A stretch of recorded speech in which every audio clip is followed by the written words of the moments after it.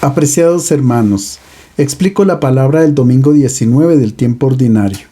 La primera lectura es del libro de la Sabiduría, capítulo 18, versículos 3 a 9. El autor hace memoria de la noche en que Dios liberó al pueblo de Israel de la esclavitud de Egipto. Hay muchas maneras de recordar a los personajes del pasado, dedicándoles nombres de plazas, calles, colegios, monumentos, etc.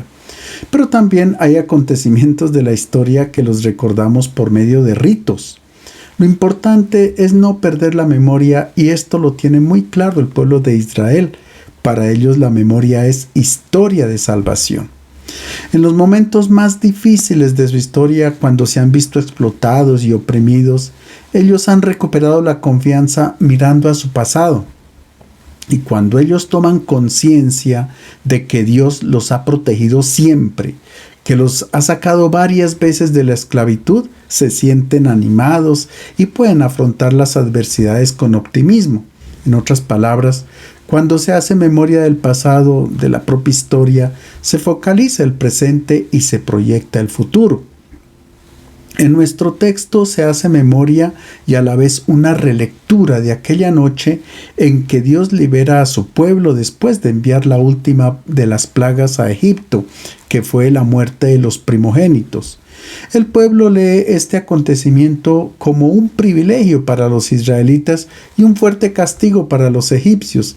Es por esto por lo que el libro de la Sabiduría, antes de nuestro texto que vamos a leer, dice que para los israelitas Dios, en lugar de las tinieblas, había encendido una columna de fuego que los guiaba durante su camino y había hecho salir un sol inofensivo para el tiempo de su peregrinación por el desierto. Aquella noche fue de antemano conocida por nuestros padres, porque sabiendo con certidumbre a qué juramentos habían dado fe, tuvieron más ánimo. Y fue esperada por tu pueblo la salvación de los justos y la perdición de los enemigos, pues con lo mismo que castigaste a los enemigos, con eso nos fortaleciste llamándonos a ti. En secreto hicieron sus sacrificios los hijos santos de los buenos, y de común acuerdo hicieron este pacto divino, de que los santos participasen igualmente de los mismos bienes y peligros, cantando antes las alabanzas de sus padres.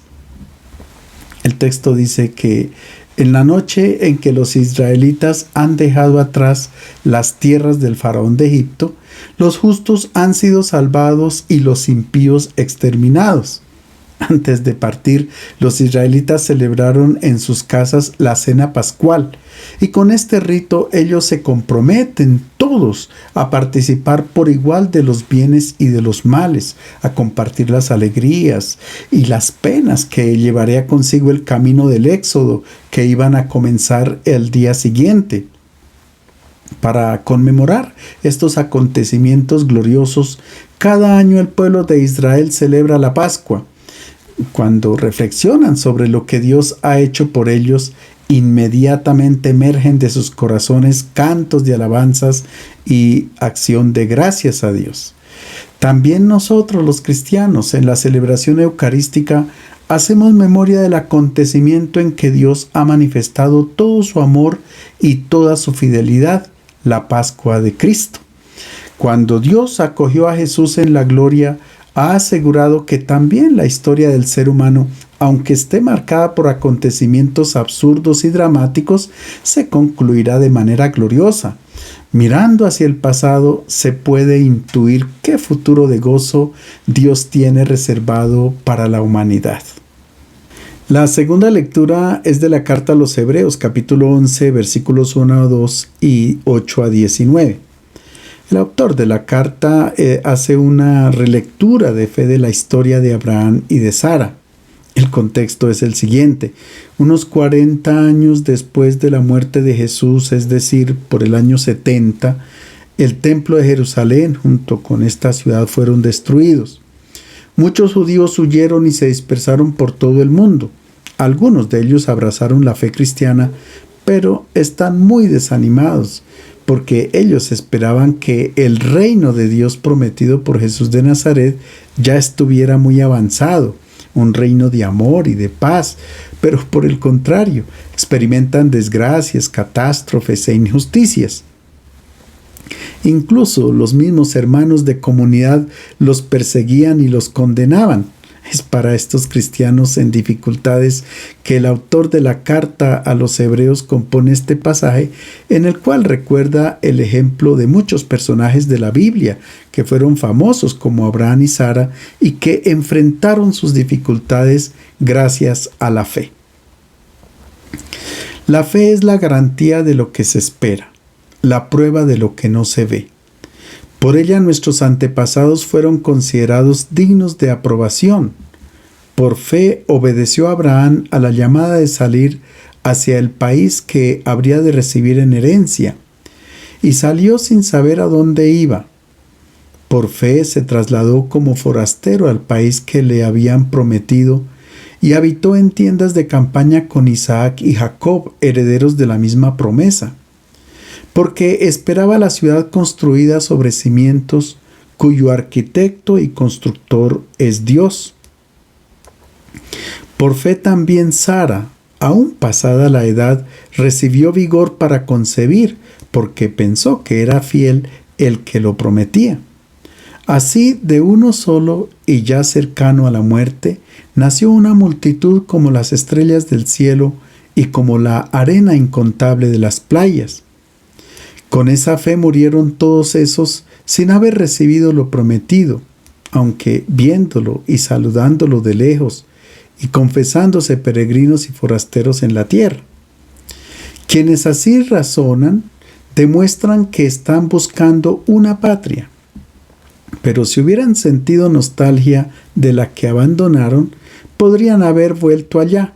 Por el contrario, aspiraban a una mejor, es decir, a la patria celestial.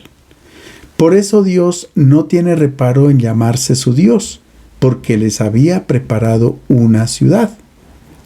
Por fe, Abraham, cuando Dios lo puso a prueba, tomó a Isaac para ofrecerlo en sacrificio. Ofreció a su hijo único, el que era la garantía de la promesa, eso que le habían dicho: Isaac continuará tu descendencia. Pero pensó que Dios tiene poder para resucitar de la muerte, y así lo recobró como un símbolo. Cuando Dios llamó a Abraham, él ya tenía una edad bastante avanzada, 75 años, una edad en que todos quisiéramos estar ya descansando. Pero no obstante su edad, por obediencia a Dios, él se dirige hacia una tierra desconocida, es decir, se fía ciegamente del Señor. De igual modo Sara cree, y a causa de su fe, contra toda lógica humana, tendrá un hijo. Estos esposos han creído que el Señor sería fiel y les daría una posteridad numerosa, como las estrellas del cielo y como la arena del mar. El pasaje dice que Abraham y Sara murieron sin haber visto el cumplimiento de la promesa que se les había hecho. Tuvieron un hijo solamente, no una multitud, y no habitaron tampoco en la tierra prometida. Se pasaron la vida peregrinando de un lugar a otro, habitando siempre en países extranjeros. Solo después de unos 700 años, sus hijos se establecieron en la tierra que Dios les había dado. Es decir, Abraham y Sara solamente vieron una pequeña señal, un leve comienzo de la realización de las promesas, un hijo frágil, una tierra contemplada desde lejos, pero igualmente creyeron a Dios.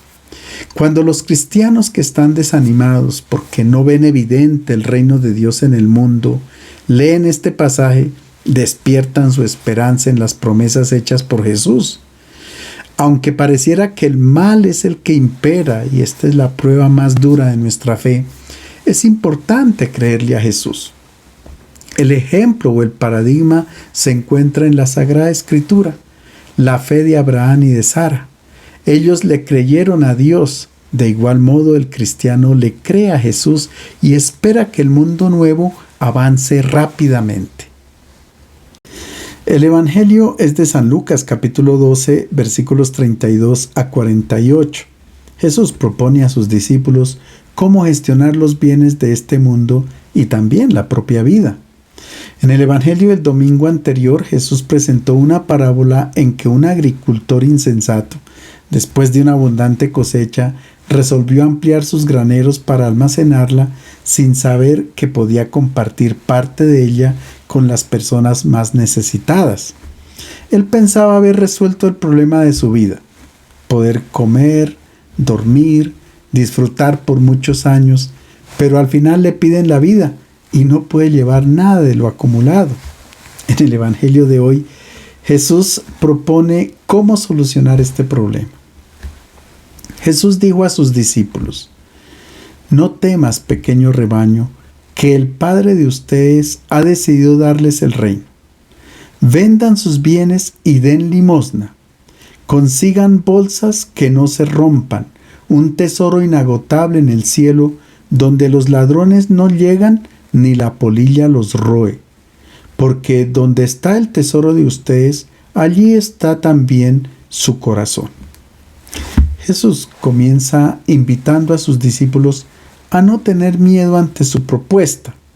Es que Él les está formulando algo muy fuerte y peligroso, que los asusta demasiado porque tiene que ver con la administración de los bienes, donde se corre el riesgo de equivocarse.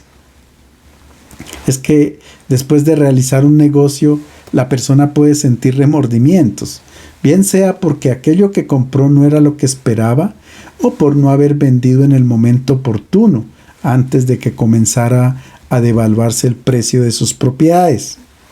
Por otra parte, Jesús se dirige a un pequeño rebaño porque son pocas las personas que pueden seguir lo que Él sugiere. Jesús propone no tener miedo a vender todo y a dar limosna. Pero, ¿qué significa dar todo en limosna? No se trata de tirar la casa por la ventana, como decimos popularmente. Esto nos traería una serie de problemas. En hebreo no existe el término limosna, sino que se utiliza la palabra sedaká, que significa justicia, es decir, distribuir a cada uno aquello que le pertenece, que le corresponde. Y esto a su vez quiere decir que uno debe saber a quién le corresponde lo que se reparte. Jesús propone vender y distribuir de acuerdo a las necesidades del otro, y esto causa mucho miedo, el miedo de quedarse con las manos vacías. Por lo general, la persona toma la actitud del agricultor de la parábola que acumuló todos sus bienes para sí y cuando le piden la vida se queda sin nada. Él no pensó que llegaría el ladrón, es decir, la muerte, se llevaría todas sus posesiones. Todo lo que no se compartió durante la vida, la muerte lo arrasa. Es por esto por lo que Jesús dice: consigan bolsas que no se rompan, un tesoro inagotable en el cielo, donde los ladrones no llegan ni la polilla los roe. Ahora Jesús quiere aclarar su propuesta con 3 parábolas. Escuchemos la primera. Tengan ceñida la cintura y las lámparas encendidas. Sean como aquellos que esperan a que el amo vuelva de una boda para abrirle en cuanto llegue y llame. Dichosos los sirvientes a quienes el amo al llegar los encuentre despiertos. Les aseguro que él mismo recogerá su túnica, los hará sentarse a la mesa y les irá sirviendo. Y si llega a medianoche o de madrugada y los encuentra así, dichosos ellos. La parábola se ambienta en la casa de un señor rico que ha salido para una fiesta de bodas. La alusión es claramente a Jesús, que ha entrado en la casa del Padre para celebrar las bodas del Cordero, la fiesta a la cual todos también estamos invitados.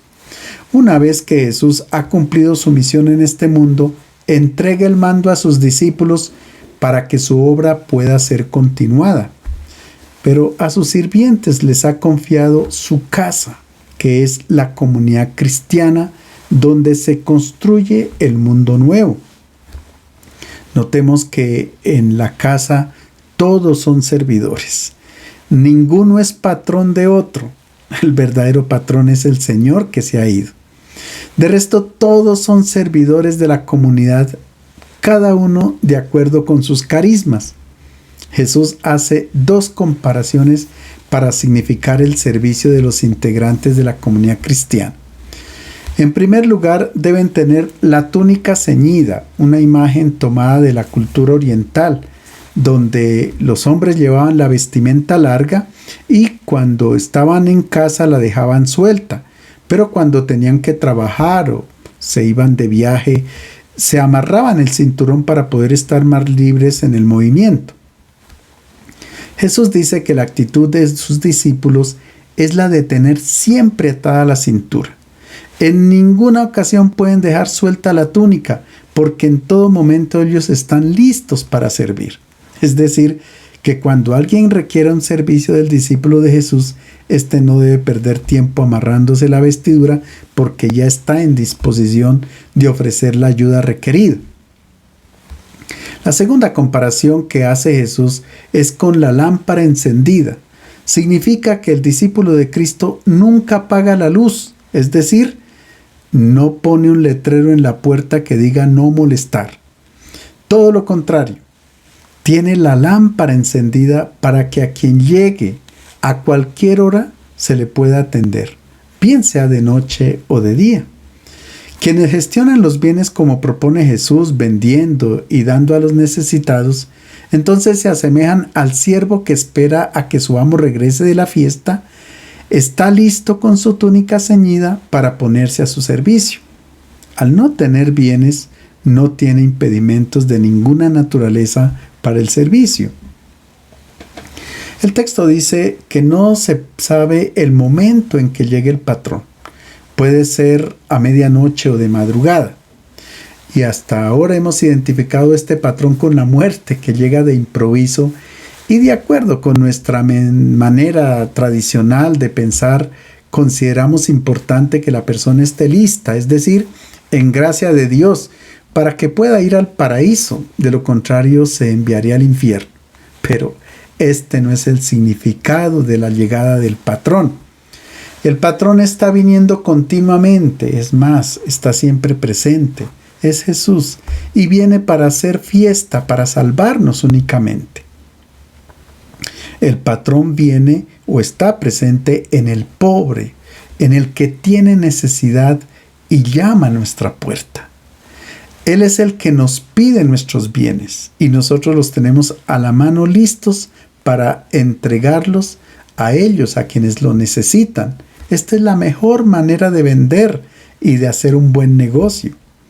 Los bienes pueden ser materiales, pero también son nuestras capacidades, nuestros carismas que están disponibles para el servicio del otro. Esta es la única manera de asegurar los bienes. En otras palabras, cuando estos bienes se invierten en los pobres, inmediatamente se convierten en obras de amor. En definitiva, lo que identifica al discípulo de Jesús es el servicio en todo momento de su vida. Hacer que la otra persona se sienta bien, acogida y que logre la felicidad como en los banquetes. Servir con amor el mejor alimento, el mejor vino, la mejor bebida. Durante la última cena, mientras los discípulos discutían quién era el más grande para hacerse servir, Jesús se levanta de la mesa, se ciñe la túnica y se pone a lavarle los pies y a servirles. De este modo, Él deja su testamento. El que quiera ser servido, que tenga la túnica ceñida y permanezca en actitud de servicio. Es decir, Jesús invierte el esquema cultural de la época. El más grande ya no es el que está a la mesa, el que está reclinado para comer, esperando a que le sirvan, sino el que sirve. Es por esto por lo que él concluye esta primera parábola con una bienaventuranza que invierte la forma de pensar de su tiempo. Dichosos los sirvientes a quienes el amo, al llegar, los encuentre despiertos. Les aseguro que Él mismo recogerá su túnica, los hará sentarse a la mesa y les irá sirviendo. Ahora bien, esta imagen del amo que sirve representa a Dios, quien no es un patrón, sino un Dios que se pone al servicio de la humanidad.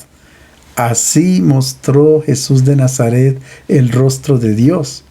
Y también en el libro del Apocalipsis, capítulo 21, Dios se presenta como el Immanuel, el Dios con nosotros. El texto dice: Dios está entre los hombres, y Él morará con ellos, y ellos serán su pueblo, y Él les secará toda lágrima de los ojos, y ya no habrá más muerte, ni habrá más llanto, ni clamor, ni dolor.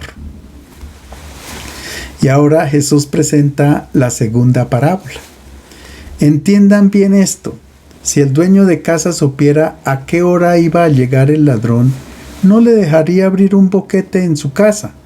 Ustedes también estén preparados, porque cuando menos lo piensen, llegará el Hijo del Hombre. En esta parábola, el Señor es comparado con un ladrón que irrumpe de improviso.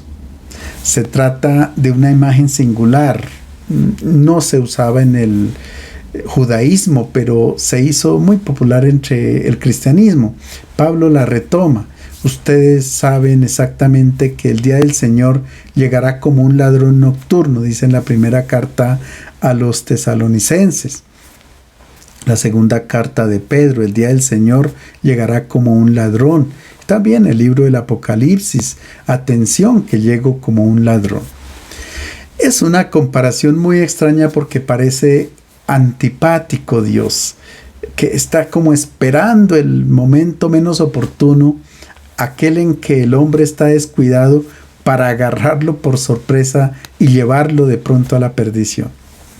Lógicamente, el significado de la parábola no es este, de ninguna manera, porque no sería una buena noticia, no sería un evangelio, sino solamente una amenaza. Dios no es así. Es verdad que el Señor sale al encuentro del hombre al final de la vida y en el momento de la muerte, y por consiguiente es necesario estar preparados. Sin embargo, si somos observadores, no siempre la muerte se comporta como un ladrón. Normalmente ella se anuncia. Viene precedida de señales bien definidas: la vejez, la enfermedad, los dolores, etc. La muerte, sin lugar a duda, nos quita los bienes, nos deja sin nada. Pero realmente el ladrón de esta parábola es Dios mismo, que llega para quitarnos los bienes, pero no es en el momento de la muerte, sino cuando Él entra en nuestra vida. Porque cuando Él entra en nosotros, nos asemejamos a Él, entonces distribuimos nuestros bienes de acuerdo con su voluntad. Dios se presenta como un ladrón, pero no para robar, sino para salvar, para invitar a recibir el reino de Dios. Ciertamente, la imagen de un ladrón tiene un aspecto negativo, amenazante, pero su finalidad es poner en guardia ante el peligro de perder la oportunidad de la salvación, oportunidad que quizás no se vuelve a presentar. El Señor llega en el momento menos pensado, como los huéspedes de Abraham, que llegaron a la hora más calurosa del día, cuando no se esperaba a nadie. Así el Hijo del Hombre llega en la persona del pobre o en aquel que pidió un servicio. Ellos llegan para poner a salvo nuestras posesiones. Así están seguras, porque cuando compartimos los bienes con los pobres, estos bienes se convierten en amor, y el amor es el oro que brilla delante de Dios. Los pobres nos salvan del apego a los bienes que no son nuestros, sino de Dios. El ideal es que el ladrón nos encuentre sin posesiones, así no nos puede robar nada. Por tanto, hay que estar vigilantes frente a la administración de los bienes de este mundo, y de esta vigilancia trata la tercera parábola. Pedro le preguntó: Señor, ¿dices esta parábola por nosotros o por todos? El Señor contestó: ¿Quién es el administrador fiel y prudente a quien el Señor pondrá al frente de su personal para que les reparta las raciones de comida a su tiempo? Dichoso aquel sirviente a quien su Señor al llegar lo encuentre actuando así. Les aseguro que le encomendará administrar todos sus bienes. Pero si aquel sirviente, pensando que su Señor tarda en llegar, se pone a castigar a los empleados, a comer y beber y emborracharse, llegará el Señor de aquel sirviente el día y la hora menos esperados. Lo castigará y lo tratará como a los traidores. Aquel sirviente que, conociendo la voluntad de su Señor, no prepara las cosas ni cumple lo mandado, recibirá un castigo severo. Pero aquel que, sin saberlo, cometa acciones dignas de castigo será castigado con menos seriedad, con menos severidad. A quien mucho se le dio, mucho se le pedirá. A quien mucho se le confió, mucho más se le exigirá. Pedro pregunta a Jesús: ¿quiénes deben permanecer vigilantes? ¿Nosotros o todos? Jesús responde: todos, pero especialmente aquellos a quienes se les ha confiado una responsabilidad en la comunidad cristiana. Ellos no son patrones ni propietarios, sino administradores. Son siervos entre los siervos. El ministerio de estos servidores en el pequeño rebaño puede ser desarrollado de dos maneras. O se comportan como siervos fieles y sabios que reparten las raciones de comida a su tiempo a quienes lo necesitan, es decir, se empeñan en un servicio generoso a favor de sus hermanos de comunidad. O por el contrario, ellos pueden obrar por sus propios intereses y actuar como patrones de las personas que les han sido encomendadas. Estos siguen la lógica del mundo. No han sido capaces de unir su vida a la del Maestro. Es que cuando Lucas narra estas parábolas de Jesús, está pensando en la situación lamentable de sus comunidades, porque hay algunos que las presiden guiados por la lógica del mundo, se imponen sobre los otros y en vez de servir quieren ser servidos. Son ociosos, holgazanes, derrochan sus bienes en fiestas y banquetes, además son arrogantes y déspotas, etc. Y Lucas quiere llamar la atención de estas personas para que tengan un mayor sentido de responsabilidad. Para ellas se utiliza un verbo muy amenazante, dicotomeo, que quiere decir echar fuera, es decir, ellos tienen que salir del pequeño rebaño. En otras palabras, estas personas que se comportan como patrones corren el peligro de ser excluidas, tratadas como traidoras y colocadas entre los infieles. Son miembros eminentes de la iglesia y sin embargo sobre ellos pende una dramática e inesperada sentencia. Dios los considerará unos fracasados. No serán condenados al infierno, no, pero será trágico para ellos tener que admitir que han administrado los bienes de Dios de una manera nefasta. La imagen del castigo severo con palos refleja el contexto social en que se solía castigar severamente y a veces con crueldad al siervo que no cumplía con su deber. Está claro que el Señor no castiga a nadie, pero la imagen quiere subrayar cuán despreciable es el comportamiento de estos guías de comunidades, de estos líderes que, encontrándose en la privilegiada posición de quienes han conocido mejor que todos la voluntad del Señor, se comportan de una manera miserable. Por consiguiente, su responsabilidad es mayor. Se trata de una amonestación muy fuerte para quienes son responsables de animar a las comunidades cristianas. Ellos más que todos tendrán que vigilar para que ejerzan su servicio de acuerdo con la propuesta del Evangelio y con la opción que han hecho por Jesús de Nazaret. Les deseo un feliz domingo.